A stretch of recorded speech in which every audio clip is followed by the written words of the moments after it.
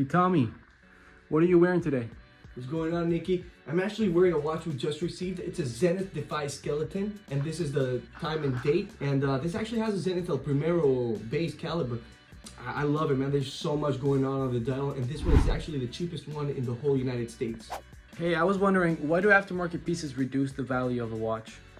Well, it's just like customizing your car, right? You're gonna spend a little bit of money to make it a little bit more, it's more about your own, right? So it's a matter of personal taste. So if you modify something so you like it more, it takes a little bit of the appeal for the mass market, right?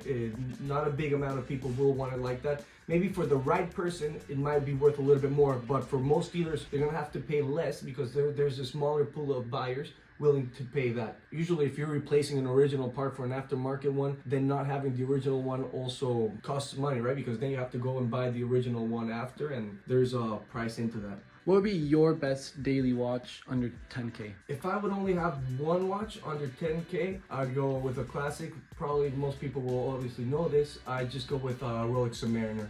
And I'm not sure if you can get a ceramic 40mm one, a 114060, a no-date version for under 10K. I'm not sure if that's possible, but maybe for a naked one without box and papers. And if I can't get that, I'll just get the previous generation 16610, but the date model version.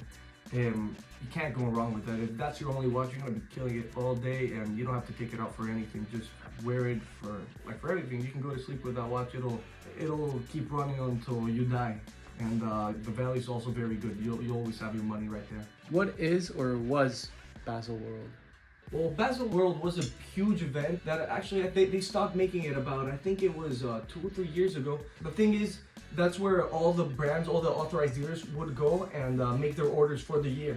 And all the brands would make their releases exactly during that date. And the problem was that it was open to public, like you could buy tickets to go there, but every single booth for the brands, you could not go in. You could only go in if you were like an authorized dealer or someone that worked for the brands, and you could check the releases. For the open public, they could only like literally pass by and see the watches in display. They couldn't even get close to them. They couldn't even go inside their booths and all that. So it wasn't good for the public. So the brands slowly started, with the rise of social media, they realized like they're gonna have better marketing if they just release them online, and they can do it in different dates. They don't have to do it exactly at the same time. Because sometimes, like if you're releasing your new watches at the same time as Rolex and you're, I don't know, IWC, Rolex will take the spotlight out of you, right? So now brands are releasing watches in different times of the year. Basel World was actually replaced by Watches and Wonders. Sorry, the name couldn't come up. And most brands are also releasing some watches there, and it's a lot more approachable for end users like us. You can go into the booths. It's a lot better than Basel World used to be. Yeah,